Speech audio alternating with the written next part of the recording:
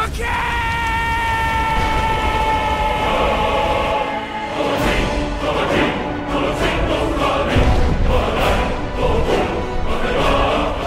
guys, what's up, and welcome back to Skyrim lore. The next game in the series was even more popular, at least from a sales standpoint. I definitely know the most about this Elder Scrolls game than I do other games, so hopefully this should be pretty informative. The Elder Scrolls IV Oblivion. The third era is coming to an end. The date is the 22nd of last seed 433.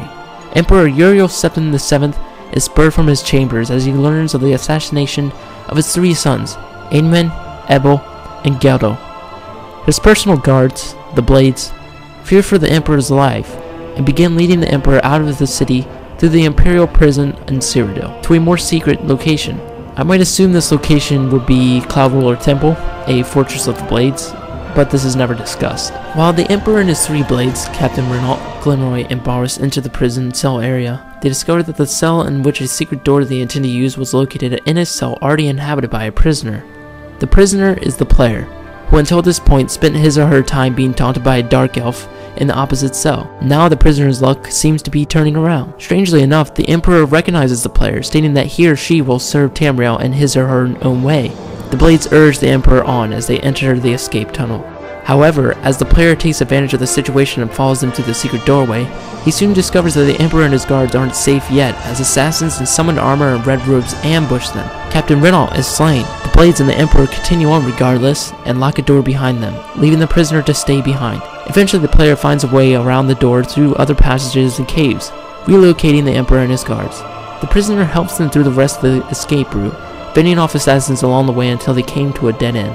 The prisoner is left to protect the Emperor while the Blades defend a passageway behind them. The Emperor turns to the prisoner and gives him the Amulet of Kings, a powerful item that allows a person of the Septim bloodline to light the dragonfires in the Temple of the One in the Imperial City, and is basically a symbol of the Emperor's rulership. The Emperor states that he can go no further and asks that the prisoner take the amulet to Joffrey, who knows the location of the Emperor's last son. He ends by saying, "Find him, and close shut the marble jaws of Oblivion." He is then killed by an assassin from a hidden passageway.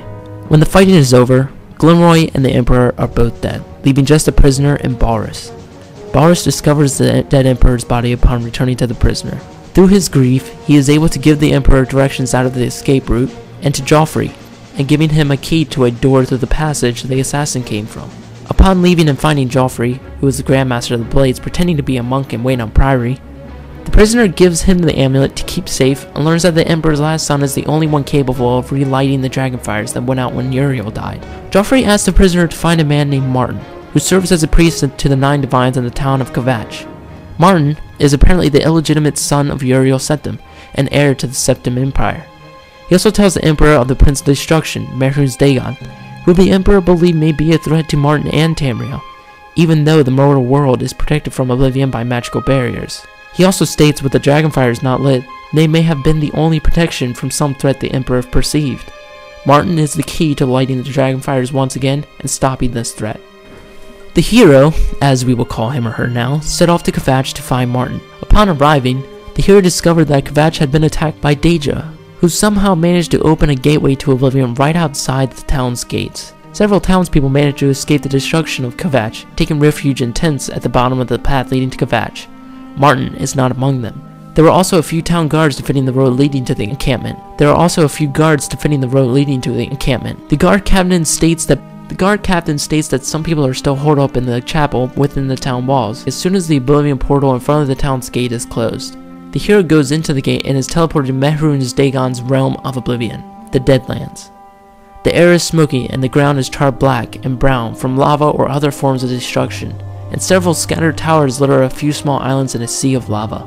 The hero must find a way to close the gates, traveling to the top of the largest tower and moving a glowing black sphere, a sigil stone.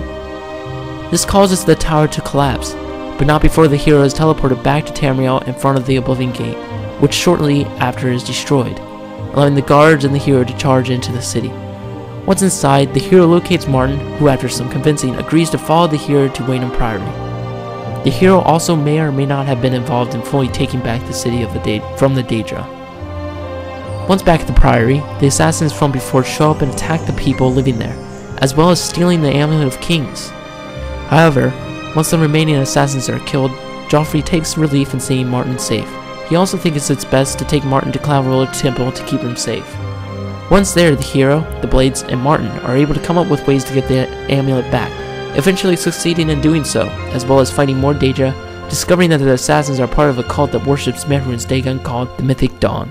The hero also closes more Oblivion gates, which are opening up all over Tamriel, with Daedra pouring out of them and attacking cities, defends the town of Bruma from an attack, and kills the leader of the Mythic Dawn. With the Amulet of Kings returned, Martin and the hero go to the Imperial City to relight the Dragonfires, but find the city under attack. Mehrunes Dagon himself even comes through this gate to try and kill Martin before he can use the amulet. However, through the power of the amulet, his bloodline, and the 9 divines, Martin stepped in and took on the avatar of Akatosh, a god who has the form of a great fiery dragon, and banished Dagon back to Oblivion. This was done, however, without Martin receiving major injuries, who roars one last time and turns into stone. All of Tamriel is saved by Martin's sacrifice.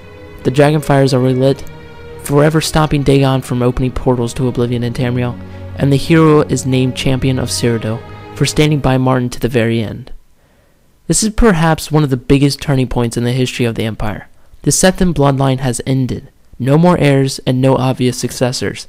The Elder Council takes to ruling the Empire until a new emperor can arise. This concludes the end of the Third Era and Oblivion storyline.